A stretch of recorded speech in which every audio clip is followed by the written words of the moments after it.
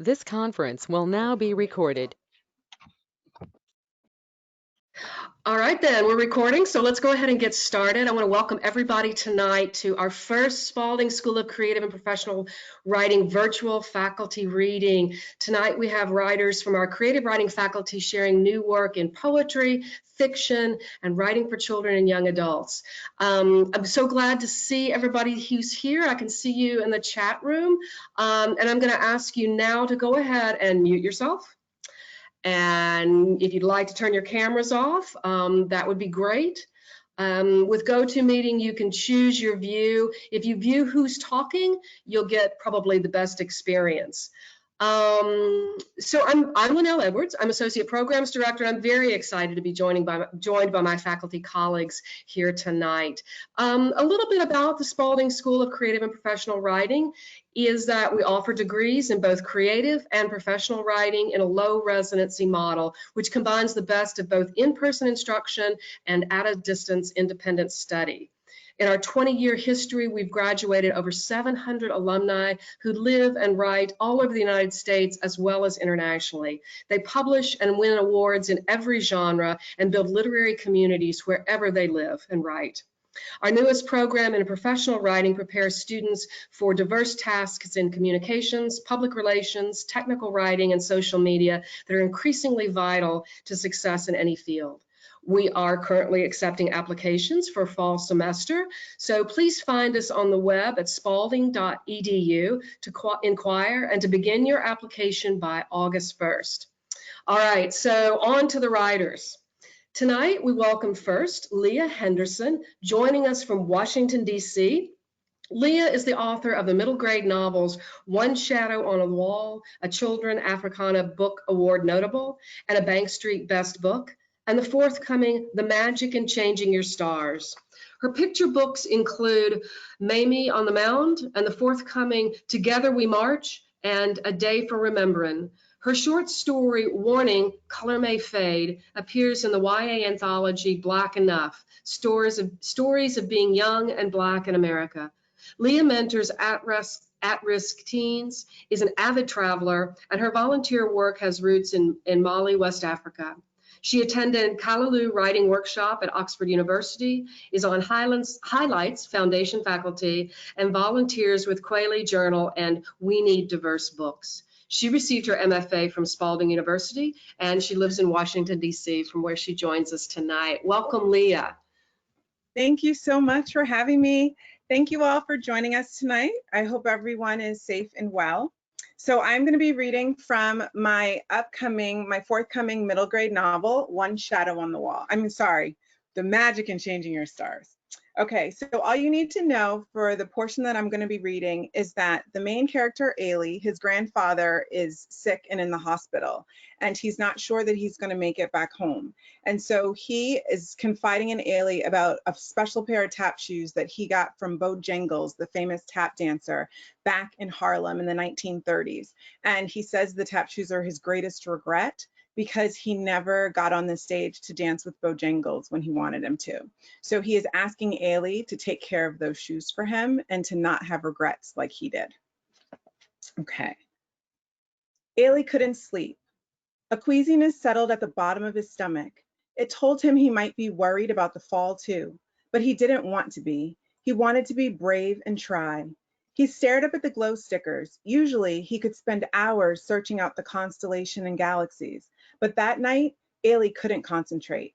Besides Uncle Sammy's snoring like a freight train rumbled, Ailey's thoughts bounced between wanting to play the scarecrow, to wanting to forget it, to wanting to try. But at the center of his thoughts were the tap shoes. With all the commotion, he hadn't had the opportunity to slip away and see them, but now all was quiet, and he could take a chance. Slipping out of bed and slipping out of his sleeping bag, he flopped off the air mattress as Uncle Sammy's top lip fluttered. He pulled on his robe because the last thing he wanted was to run into his sister JoJo in the hall so she could clown him about his Black Panther unisuit and footsies. She just didn't know how cool the Black Panther was. As soon as he opened the door and stepped into the hallway, there she was, headed up the steps, a silk night scarf over her hair. Ailey was just about to duck back into his room when she spotted him. "What are you doing up?" she asked, stepping onto the second floor landing in her pink plaid pajama pants and a t-shirt she'd made herself that read, "Beauty sleep plus me equals fabulous," with fabulous spelled out in pink sparkles. "None of your business. Well, don't think about going down there and messing up my party decorations. Nobody's thinking about your stupid party." Ailey pushed by her elbow. "I don't want to go to your party anyway. Unlike you, I'm thinking about Grandpa." He stomped down the steps, hoping she wouldn't say another word. When he reached the bottom step, he heard the unmistakable thumping of King's paws on the stairs behind him. "Oh, come on," he said when King stopped. "You probably already know what's going on." Ailey raced over to the front door, then hesitated, King at his side. He knew it was an absolute no-no to go down to the hardware store without permission, especially at night. But hadn't Grandpa asked him to? He slid back the chain and eased open the door. He was down the stairs in less than 2 seconds, King right beside him. He was ready to see what regret could look like. Chapter 9, the Tippity Top Shelf. How come rooms always look spookier when you're really not supposed to be in them? Ailey tried to ignore the shadows cast by hanging hammers that loomed large like trolls climbing the walls, the slumbering computer that sounded more like the hiss of a snake than the rattle of an ancient machine, and the gurgling belch of a water cooler that Ailey didn't even want to think about. He and King stepped farther into the room. Ailey was on a mission. He moved closer to the closet. His hand hovered over the knob for a second. Bojangles' shoes were on the other side. The latch clanked and the door scraped the floor as it pushed open. Ailey rushed forward and reached wildly for the light cord. With a click, the small room flooded with orangey yellow light and more shadows. His eyes darted around. The sounds were fainter now. King stood at the door of the closet. "Do you know where they are, boy?" Ailey asked, scanning the shelves. Stacked boxes of every shape and size towered above him, but on the tippity-top shelf in the corner, 2 paint cans hunkered down like guards. Ailey knew exactly what sat behind them. He grabbed the stepladder and hesitated. "Here goes," he said to King over his shoulder. King howl-whined, then Ailey started climbing. As he slid the paint cans aside, his nervousness whooshed away, replaced by a root beer rush of excitement. Exhaling, he pushed the boxes out of the way. An old mustard-colored box with a crumpled corner sat unprotected. A logo on the side read, "Multslinger Shoes, pampering feet since 1883. King barked, his paws tapping against the concrete floor. "Shh," Ailey warned, pulling the box forward. "You're gonna get us busted." Ailey yanked off the lid. A ruby-colored velvet bag sat inside. He scooped it out and replaced the lid, and then shoved the box far into the corner like he was never there. With the velvet bag tucked under the crook of his arm, he hopped off the ladder, turned off the light, and dashed out of the closet, King at his heels. He went to Grandpa's workbench, where a model of Grandpa's dream car, a powder blue '53 Chevy, sat in front of ordered jars and tools. Ailey remembered how fun it was putting that model together with Grandpa, and a pinch of worry filled his chest. He wondered if they'd get to do it anymore. He pushed the thought away. Grandpa's secret took its place. Light from a star-filled night pressed in through the window panes, but Ailey couldn't think about that right now. He yanked open the sack. Inside, the folds of velvet, the shoes peeked out at him. His hand trembled as he eased one shoe out and then the other. They gleamed in the starlight, flooding the room. King sat tall in front of him. He sniffed at the shoes. "Whoa, get back, no slobbering." Ailey's fingertips tingled as he clutched the plain but shiny black-brown shoes. He held them out in front of him, turning them this way and that. They just looked like shoes, he admitted, not sure what he'd expected to find. He still couldn't believe Grandpa hadn't tried them on, though. But he wasn't Grandpa. Even though his feet would have to grow 4 times larger to fit them, he dropped them on the floor to try them on. King gave a growl and a whine, backing up. "It's okay, boy. I'm not going to mess them up." King whined again. As if pulled by magnets, Ailey could have sworn the shoes moved an inch closer to his feet. "Whoa, did you see that?" King tilted his head, panting heavy. Ailey shook the thought away. "Okay, here goes." Without another thought, he slipped his feet inside. They felt like any other oversized shoes. It was kind of disappointing, actually. Shouldn't shoes that held Grandpa's greatest regret feel different somehow? He wiggled his toes, free inside the leather walls. He tried to lift his foot to tap, but nearly toppled over. The shoes were definitely too big. Even when he knotted the laces, their openings were wide, but he didn't take them off. Instead, he started to flow. All right, all right, all right. About to hit the stage like Grandpops tonight, but I gotta move slick not to mess up my kicks. I could tell by the crowd I'm the one they adore. And when I leave the stage, they'll be begging for more. Ah, snap! Ailey rocked his upper body, batting his hand in the air. He did a little shuffle. Then he flung his arms out, attempting to run in place. If he wasn't careful, he was going to fall flat on his face. The tap shoes almost glowed in the light spilling through the window. With the moon only partially visible, Ailey marveled at the brightness of the stars. He wiggled his toes in the roomy shoes as he peered outside. The guiding star glimmered as if it wanted him to share its spotlight. Then Ailey sucked in a breath. The little star he was sure Grandpa called Ada twinkled 10 times brighter than the brightest firework. We don't want Grandpa to have any regrets, do we? Ailey whispered to Ada, tapping his foot. I wish we could help him change his stars. Ailey pretended he could tap like Grandpa, and that's when it happened. There was a slurp, and then a sloop, and then a swish, then a crackle. The shoe leather hugged his toes and the laces settled into elegant knots.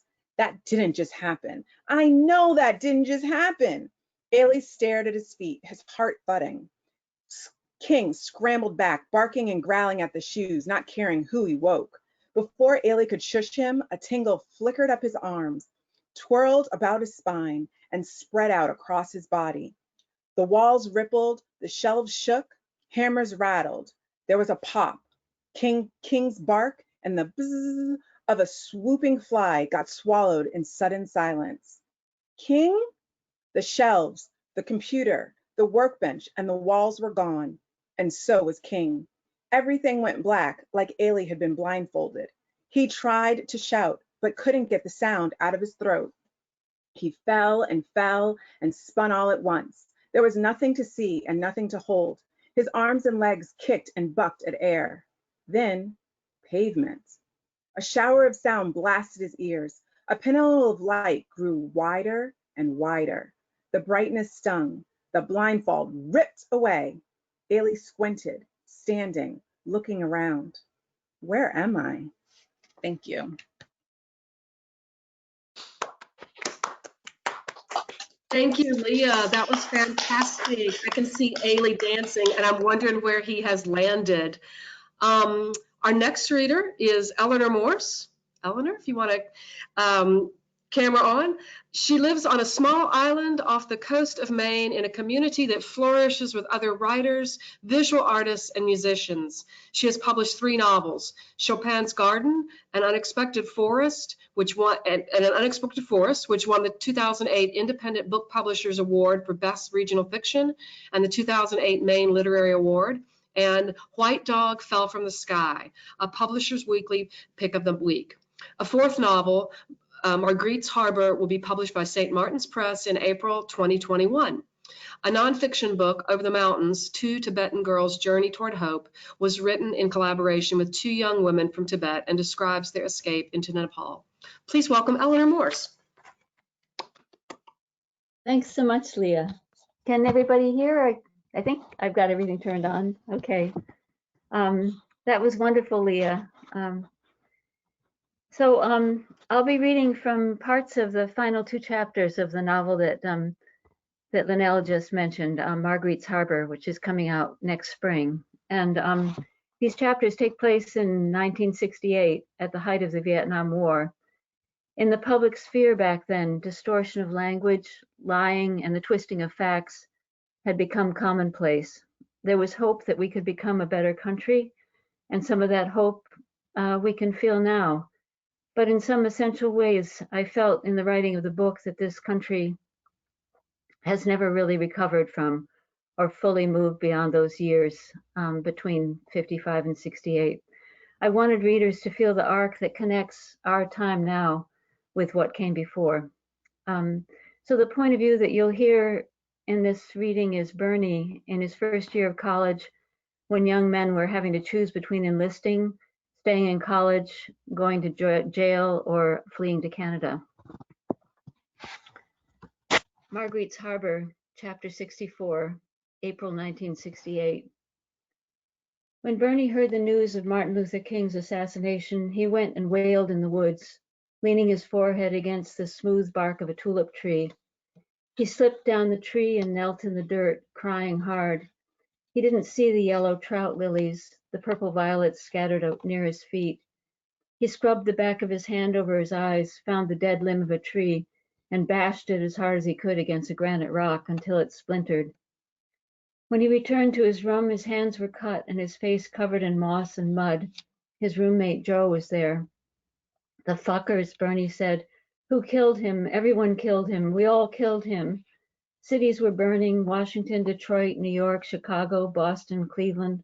Skies red with rage. Good, burn the whole fucking country down. But then Bernie saw a clip on the news of King speaking to a crowd in Mississippi back in 1966. An angry, impassioned King, blazing with everything in him. "I'm disturbed," he said, "about a strange theory that's circulating, saying to me that I ought to imitate the worst in the white man, killing and lynching people and throwing them in the river. Now people are telling me to stoop down to that level. Oh no, I'm not going to allow anybody to pull me as low as that, to the very method that has perpetrated evil throughout our civilization. I'm sick and tired of violence. I'm tired of the war in Vietnam. I'm tired of war and conflict in the world. I'm tired of shooting. I'm tired of hate. I'm tired of selfishness. I'm tired of evil. I'm not going to use violence no matter who says it." How could he not be tired of it? The rockets' red glare, bombs bursting in air, billions of dollars squandered in Vietnam. So, no, don't burn the whole fucking country down. That afternoon, Bernie came home from tutoring at a local high school and told Joe he was finished. He'd said goodbye to his 2T. He was leaving school, hitchhiking to Canada. "What? Come on, man," said Joe. "Don't do that. Take your exams." "No, I'm leaving. This stopped being my country when that bullet hit." He cleaned out both drawers and put everything on the bed and sat down on the mess he'd made. He remembered a TV program he'd once watched with his father, taken from inside the Chauvet caves. The silence stretched farther back than you could ever imagine. He had to live from where that silence began, from that true, honest place. He told Joe he was thinking he'd go to the Canadian Maritimes. He packed one pair of jeans into a knapsack, a flannel shirt, 2 pairs of socks, a toothbrush and razor, 4 t-shirts, and the picture Gretchen had given him when she was a little girl. Tucked safely inside his wallet was his driver's license he'd need at the border, the wood duck feather Noah had given him in 4th grade, and Noah's letter when he said, "You're the best friend I ever had." Joe turned to him. "How are you going to get there?" "Take a bus to Bangor and hitch from there. If I can't find a job, I'll go to Montreal, but my French is horrible." "You're going to need a car up there." "Look, why don't you just take mine? I mean it. Take it." "I'm not going to take your car." "What? Are you serious?" Joe fished in his pocket and tossed him the key. "You're doing me a favor. Really. It's one less thing to worry about." "Listen," said Bernie, his voice breaking a little. "You do the same for me." The next morning, he and Joe carried his stuff to the VW. The little car was navy blue with one fender dented in and the other fender black. They stood out on the sidewalk together. Bernie tried to thank him when Joe cut him off and hugged him. "Shut up now. I love you too." Bernie started up the car and shuddered down the street until he got the hang of the gear shift, drove to the bank and emptied out his tiny account. When he reached Bangor, 350 miles north, the skies were gray and a murder of crows was wheeling over the Penobscot River. Their black wings made shadows on the road and over the water like a prophecy. He thought about turning back, finding his way to Route 1, wending his way to Bath and out the peninsula to Burnt Harbor, and finding the door of his family's farmhouse. For a long while, he watched the river flow by and the crows disperse. He drank water, got back into the car, stopping at a gas station where an old man filled the tank and asked where he was headed. Canada, Bernie said. The man looked him up and down and said, "You one of those?" "I guess I am," said Bernie. "Well, I don't blame you. I served, but this ain't a war to be proud of." He stopped and wiped his hands on a rag sticking out of his back pocket. "You going over the airline?" Bernie nodded. "Ever been on it?" "No." "You just want to keep going. It's a lonesome road. You won't find nothing along the way. They say there's unexploded ordnance." The light was beginning to fade when Bernie set out from Bangor.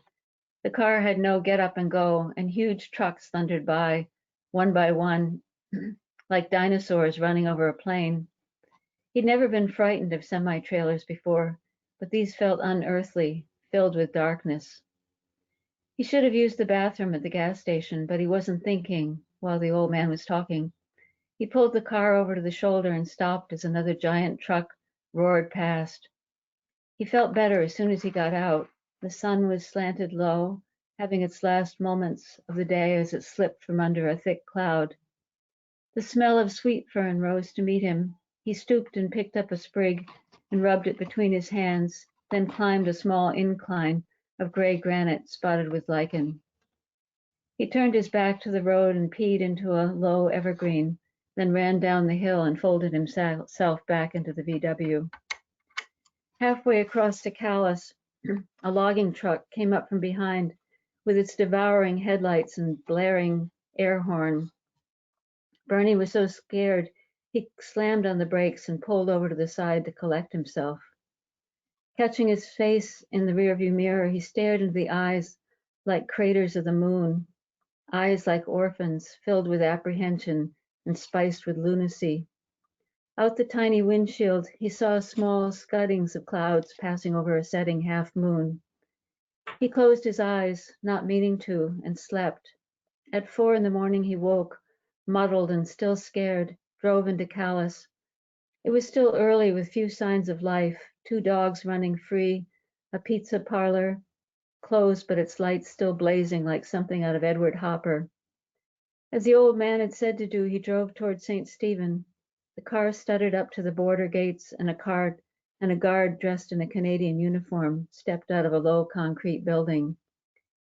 Deep fatigue shadowed her eyes, but she stood ramrod straight, asked for his license, and studied it a moment. "When will you be returning to the US?"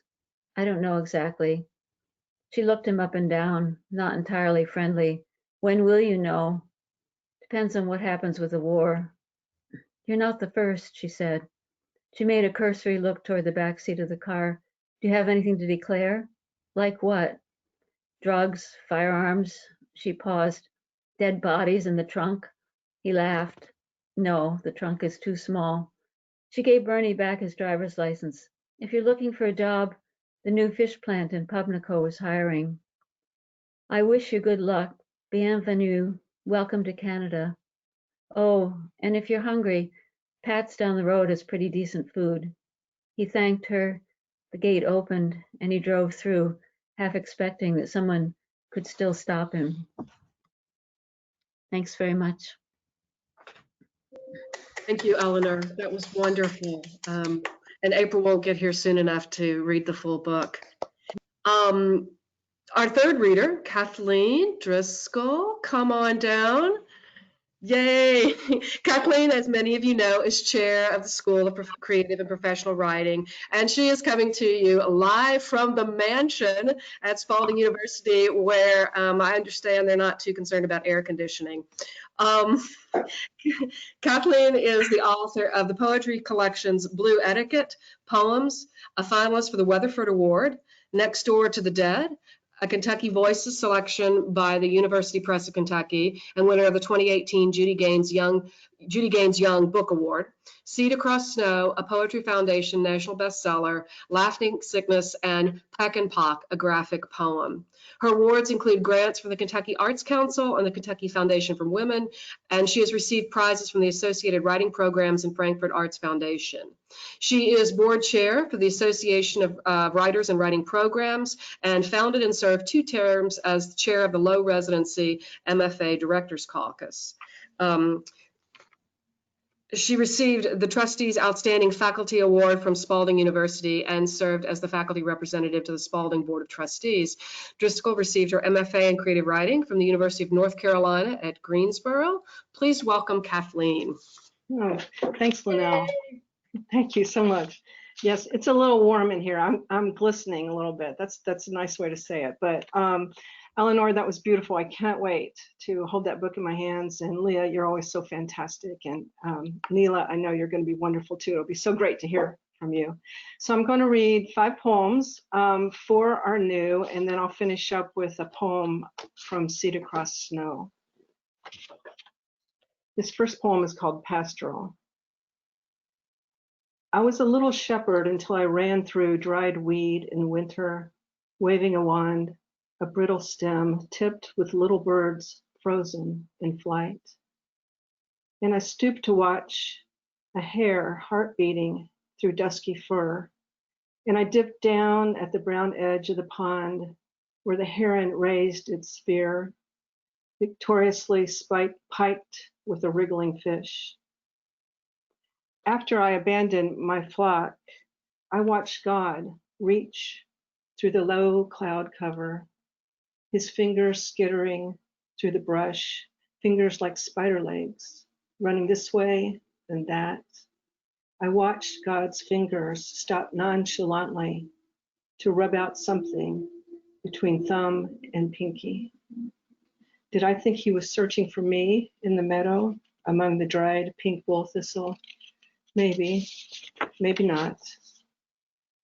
But if he believed he'd be able to take me back into the fold, I was waiting, ducked under the sumac with the ruby beaded tips and wearing my coat of woolly cockles and wielding a torch ablaze with honey and furious bees. This next poem is called Eve, and it's as in Adam and Eve.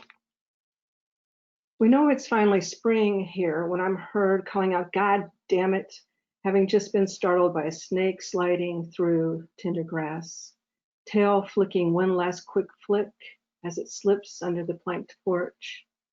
Once I was lopping off Annabelle hydrangea blooms, big as my head, from the old bush out back and brushed one with my hand as it lay coiled inside. And once I was clipping the boxwoods near the fence and discovered one twisted casually, like tossed Mardi Gras beads, through the little gems of green leaves. And once we pulled out the dead refrigerator to find one quiet behind it, a shriveled length like a mummified twist of ancient grapevine. And once near the little pond, I watched one eat a live frog, the wadded hump of it moving through the snake like one's hand slipping into a long evening glove. I made a half a dozen trips down the sidewalk to the trunk of my car to bring in bags of groceries and walked under a fat rat snake creeping across the tightrope of electrical wires until it disappeared into the home's gutter, but not before nearly flopping off, the back 2 feet of it swinging loose, threatening to drop across my shoulders. But what would you have me do? Go without grass, water, flowers, food, April air? Would you have me never step out into spring? This is a poem called River Walk in Winter, and it's for my friend Claudia Emerson, the poet. Overhead, the sky is as ragged as the chicory blue of spring, which is, I suppose, the world's way of saying unexpected color remains in the January landscape. It's our job to look, to keep looking, even on the brown paths next to the shallow river crusted with ice. All is quiet here this morning. It's too cold and early for runners, though their kids are already in yellow buses on the roads over there, beyond these woods. No one is walking a dog, yet most dogs would be here happily, despite the wind. In the year or so before she died, when able, she'd walk in a park along a path next to a river and try not to think about cells dividing and growing. So odd to think of growing in the negative, especially now, in winter, I mean. She was loved again, and she loved him. She loved dogs too, but she grew so angry, she said. She needn't have, I heard the rage in her voice. When they came bounding toward her, off their leashes, their owners walking casually behind them, expecting everyone to be as delighted as they that they owned such marvelous creatures. I feel compelled now to defend her, to say again that she loved dogs, to make sure that you heard me. She loved all animals, really. She loved the whole fucking world. So maybe it was, as those dogs bounced toward her, they made her realize just how easily then she could be bowled over. But really, I think it was the injustice that got to her, that some followed all the rules, yet were punished anyway, and sometimes in the worst ways, and sometimes next to a river crusted with ice.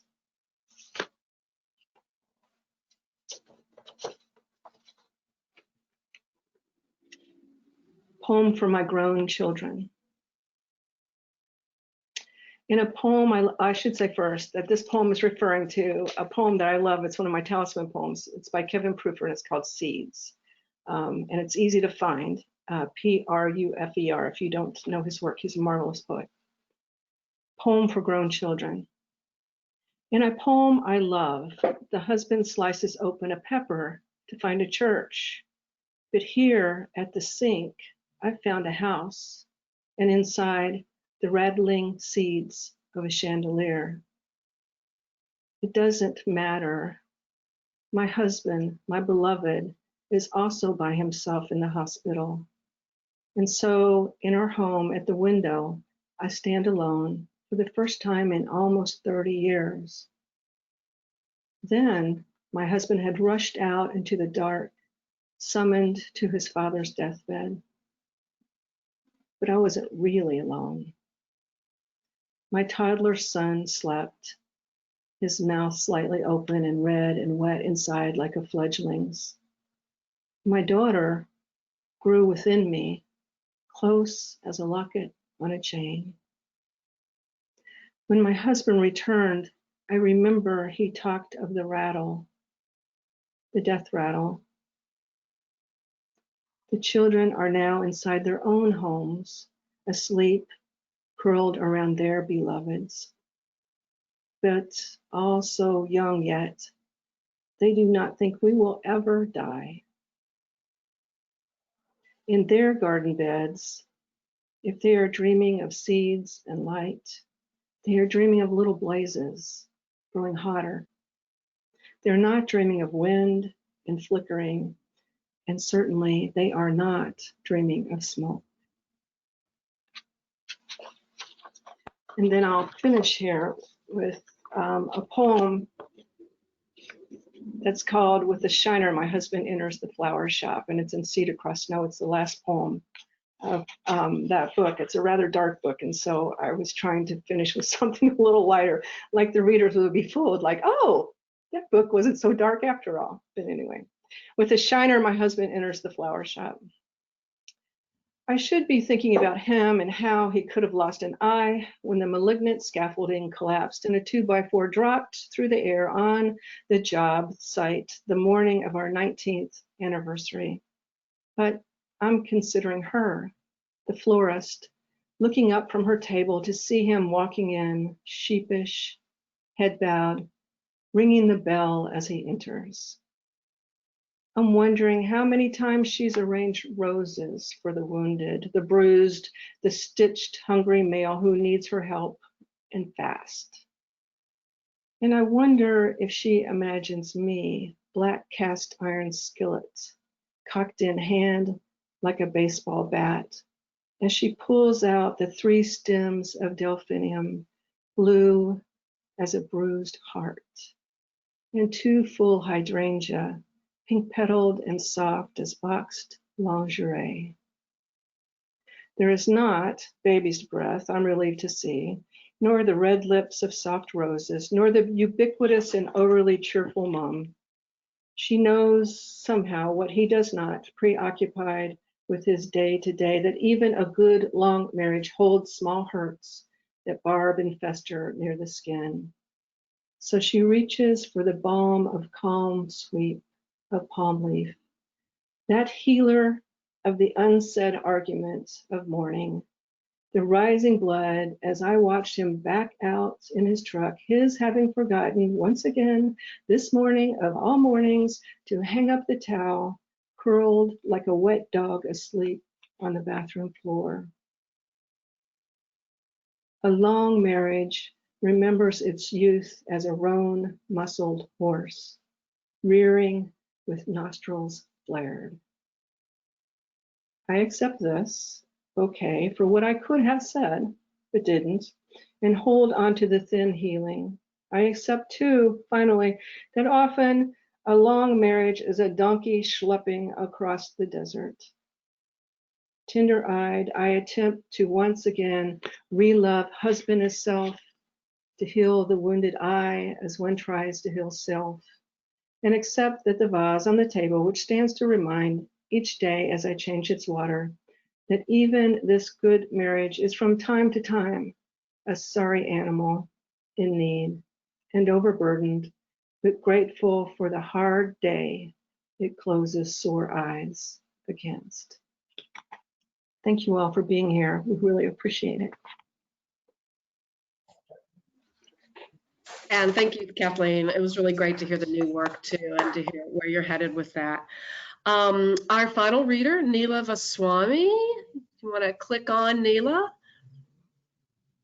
Yes, joins us from New York. Her books include Where the Long Grass Bends, a collection of short stories. You Have Given Me a Country, a mixed genre memoir that received the American Book Award and other honors.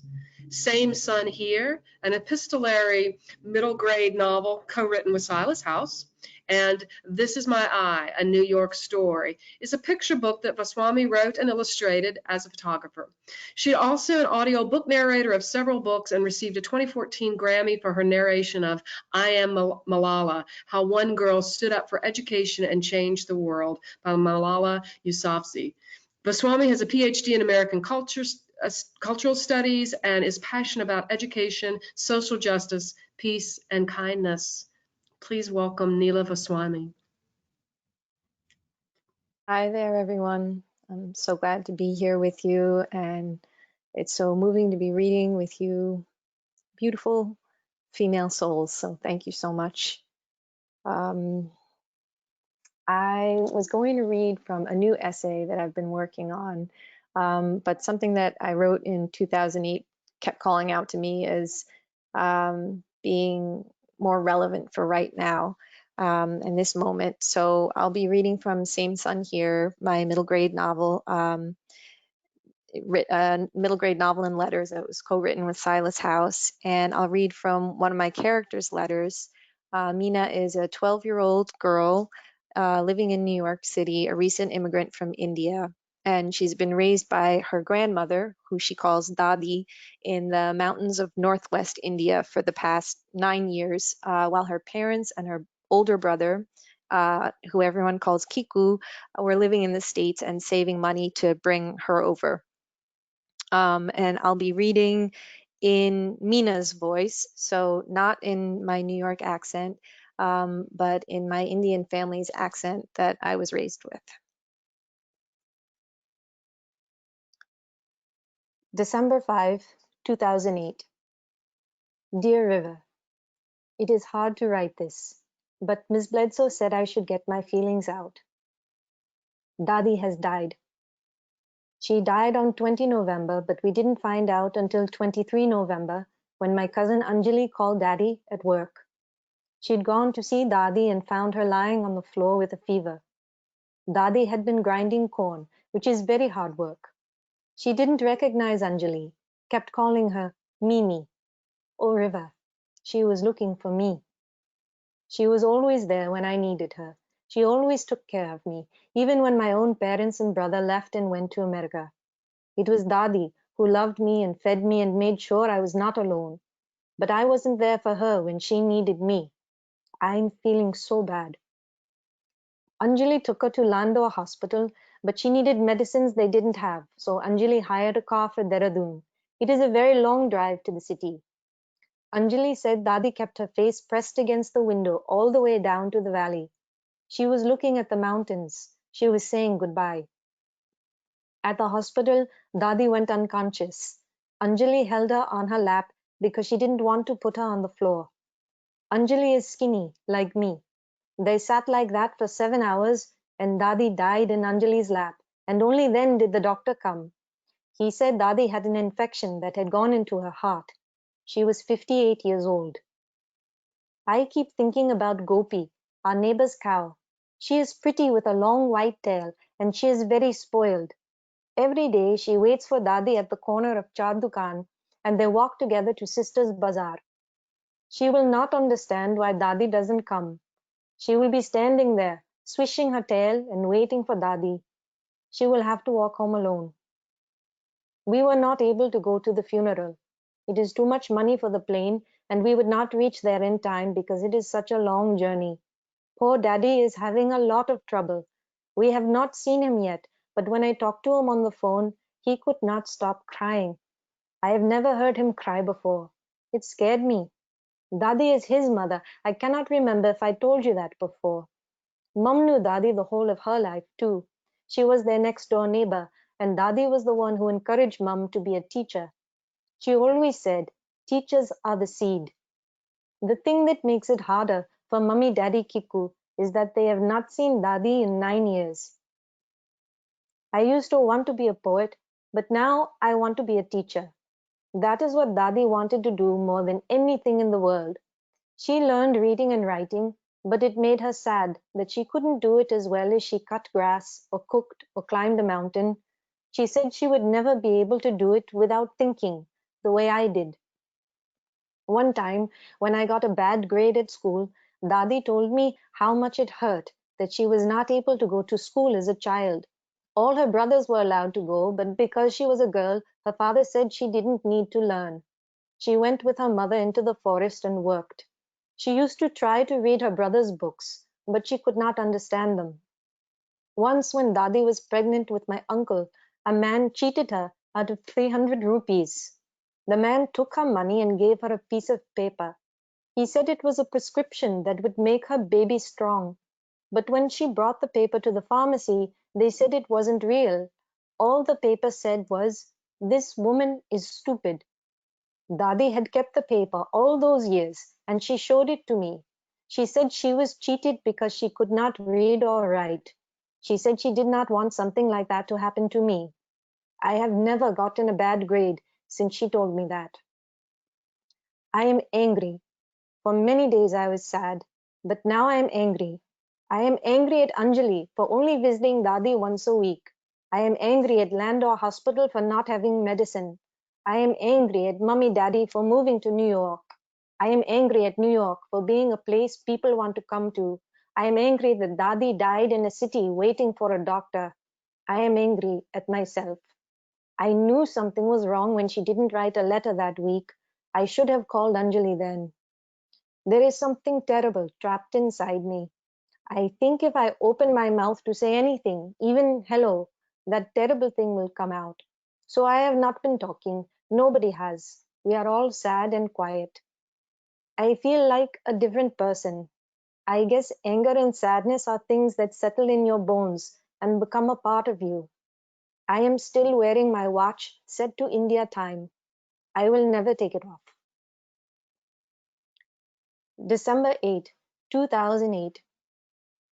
It is 3 days later. This afternoon, when Mum came home from work, she called Daddy. On Mondays, Daddy's shift doesn't start till late, so he and Mum have a chat. I made Mum a cup of tea and she sat in the bed under the covers and she and Daddy told stories back and forth about Dadi and what she was like when they were young. Kiku wasn't home yet and I got so sad listening to Mum's side of the conversation. I wanted to hide, but there is no place to be alone in the city. It is not like home where you can walk out into the trees. I know you will say this is weird, but I will tell you about it anyway. I went into the closet by the front door and sat on the floor. I don't know how long I sat in there, but when Kiku came home, he opened the closet door and found me. He looked down at me and sucked in his breath. Then he shook his head and took my coat off the hanger and held it out for me to put my arms through. He said, "Come on, I'll show you something." We walked east on Delancey, past the men selling Christmas trees and the Golden Chariot Bakery and the boutique that sells winter booties for dogs. It was so cold we could see our breath in the air. When we got to the F train entrance, Kiku put me through on his Metro card. I followed him to the downtown side. It was about 6 p.m., rush hour, so it was really crowded. I stopped walking near the benches because there was a woman playing the trumpet. But Kiku said, "Keep going," and took my hand and pulled me farther down the platform. We had to squeeze around people and we kept getting separated, and finally Kiku picked me up and carried me because it was easier that way. Normally, I would be embarrassed, but today I didn't care. I put my head on his shoulder and closed my eyes and listened to the trumpet. I don't know what the song was, but it matched the feeling in my heart. Kiku kept walking until we were at the very end of the platform, next to the little red traffic light and the mouth of the dark tunnel. Then he put me down. I had never been to the end of the platform before. It always looked so far away and scary. We could still hear the trumpet. We watched a rat running on the tracks. We looked across the platform at the people waiting on the uptown side. The trumpet kept playing. After a while, we saw the two big headlights of the subway far down the tunnel, like yellow eyes in the darkness. Everyone on the platform who was sitting stood up. Everyone who was standing moved closer to the track. The sad trumpet kept playing. Kiku put his hand on my shoulder and said, "Just watch me and do what I do, okay?" I felt like something really crazy was about to happen. The lights of the train got closer and brighter, and then the tracks began to rattle, and all of a sudden we could hear the train, and the sound got louder and louder, and it swallowed the song of the trumpet, and then the train came roaring into the station, and I could feel the wind of it, so hot and smelling of old nickels and quarters, and I looked at Kiku, and he looked at me, and then he opened his mouth really wide and squeezed his eyes shut and started screaming. I couldn't hear him. I couldn't hear anything but the subway, but I could see that he was screaming as hard as he could.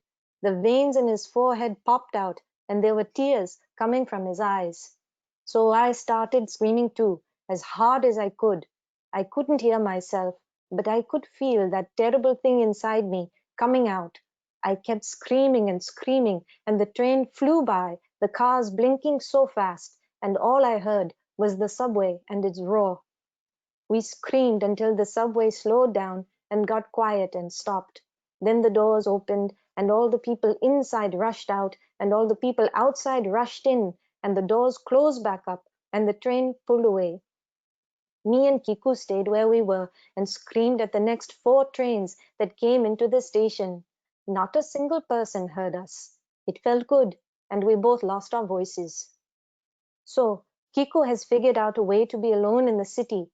All you have to do is stand at the end of the subway platform and scream as the train comes into the station. I think some of my anger is gone. I keep thinking about it, hanging in the air above the F train platform. I hope it doesn't go inside anyone else.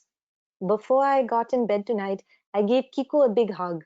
He is just like Dadi in his kindness, but he does it in his own Kiku way.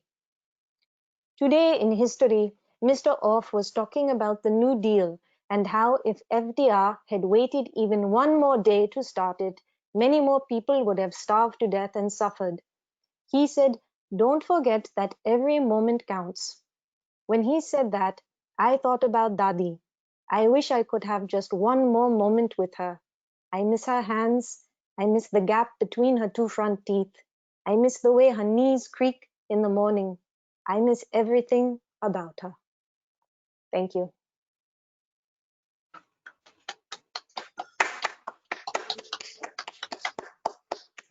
Thank you, Neela. That was beautiful. I'd like to ask our readers, Neela Vaswani and Eleanor Morse, Kathleen Driscoll, and Leah Henderson to pop back on. We're just going to have a little conversation here about how it's going, is one way of putting it, or to be slightly more sophisticated. What is it that's keeping you going in your writing life during these last few difficult months? Anything that's affirmed you particularly and helped you keep going as a writer? I will chime in. So Yes, I go. have been on deadline, so I don't have much of a choice. But one thing that has suffered is my own like new stories, new creative work. If I have a deadline in front of me, I'm like, I have to get it done. But for stuff new, I was having a really hard time. And then the oh so wonderful Katie Yoakum and I have decided to do a daily see you on the page accountability. And we've been doing that now, and that is actually the only reason that I actually started getting words on the page. And so now I'm writing in the morning, and then I'm excited to see Katie's text at 5:30 in the evening. And then we check back in when we're finished. And so that's been a wonderful, wonderful thing for me. So having a buddy to kind of check in with and say, okay, let's get those words on the page. I'll see you on the page. So that's been what. Yeah, that is really good. Anybody else got a buddy check, or what has sustained you? For me, I'm also having trouble with the new work. That's starting to get a little better now. But what I found is that with things that I've been stuck with and just haven't been able to do anything with for at least 15 years. Wow. I suddenly can see my way into them, but it's like it has to be between 15 and 20 years of stuckage before right now is their time, apparently. So just staying open to that and trying to calm the feeling of wanting to do something new, something now, something with this energy in it, and just allowing that to go towards the old things that have been super stuck and crack them open. And the other thing I've been doing is embroidering. So I kind of self-taught myself on some YouTube videos because I wanted to make my daughter embroider a t-shirt for her second birthday. And so after that, I just realized this is really helping me to do before I write. And it's like if I embroider for 20 minutes and then I try to write something, it can actually come out. And the only thing I can think of is that it's something about like the neuroses and the small stitches and the focus on color. I'm able to get out my fear, or I think it helps with the fear and just like being small and controlled and specific, and then the joy of color and the quiet of it. And then if I just put it down and start writing, it's coming again. That's fascinating. Yeah. Eleanor, Kathleen? Yeah, I too have been having trouble with new work. Editing was fine, finishing up the book, but collecting myself enough to create something new has really been hard. I think that I was talking to Karen Mann this morning, trying to figure out how to work this program, and I just said I feel as though my brain has been colonized. There's so much rage and grief, and the story that we're living is so large that there doesn't feel as though there's room for another story to be told. And so, and I also feel as a writer, I'm talking about my inability to write rather than my ability to write right now, but I feel as though the inability is maybe a kind of feeling of unworthiness, that I might not be equal to the task of writing what's happening right now, or even writing in the midst of what's happening. And I'm feeling the need to listen, to be humble, Yeah. to say that I don't know, which I don't, and to go deeper, to try to make meaning, but to be quiet. I've been pulling weeds in the garden. I've been actually playing quite a lot of music, more music than usual. It's wordless and maybe like embroidery. There's something about playing Bach, especially, who goes so far back in history, but I feel so connected. That's been helpful, and I've been reading a lot too. But I find that tonight is also helpful, that even though I haven't been directly connected to Spalding, I feel the presence of you guys, people who are on the screen, but also people who aren't on the screen, students and people that I care about a lot, and whose writing is beautiful and meaningful. And I feel the generosity of words when I'm with you guys, as I am tonight, and the way that it can stretch us and make the world bigger again and make us somehow worthy of telling stories. And and Spalding has been that way for me for ever since I joined the faculty for 12 years. And it feels particularly that way right now, that I need what is here in this room that we've created, and I really appreciate it and love you all. So. Oh, yeah. Yeah. You know, Eleanor, I love the way everything you just said, because it seems to me we're getting, or maybe not everyone, but it seems like we're getting hit in two different ways. And that is that we're just bombarded and our brains are full, and I can't stay off Twitter and I can't stop tweeting. But I also don't, as so beautifully put, I don't feel that anything I can write right now is worthy, you know, of this moment, as you say. So it's bigger than that.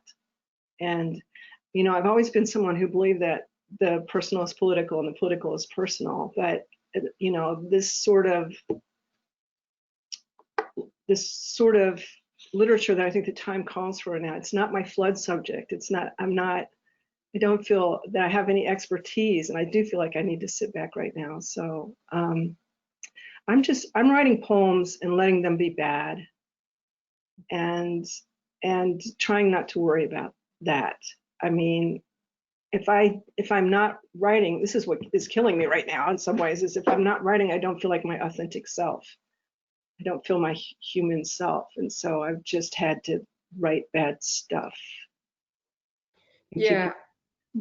Yeah, I have some bad pandemic pantry poems for sure. And it is hard, although I don't think anybody listening tonight would have guessed that any of you ever have struggles with your words. So thank you so much. This was fantastic kickoff to our Spalding Presents series. Let me just say one or two more things to everyone out there. First of all, as you settle into your summer reading and your summer vacation plans, whatever those are that don't include a public beach or an airplane or a museum or anywhere else that we can't go, please look for these writers in your independent bookstore, and you know, discover their work if you don't know it already. I want to also encourage all of you who are here and signed up. You'll get information about our next Spalding Presents on July 21st, also at 7:30 Eastern Time. And I'll be reading and joined by other faculty members, poet Doug Manuel, essayist and novelist Fenton Johnson, and fiction writer Elaine Orr. So I think that's going to be a great night as well. I think that's all we've got. I know the sign-offs to these can feel a little abrupt. We can't all now adjourn to the bar together. But I hope as you go into the night, or if you're on the West Coast, head into dinner, that you can carry some of what we heard tonight with you for a long time. All right. Thanks, Lynnell. Thanks for hosting, Lynnell. Appreciate it. All right. Bye-bye, everyone. Bye-bye. It was Thank great you. to Be be well. connected with you all. Bye-bye. Bye.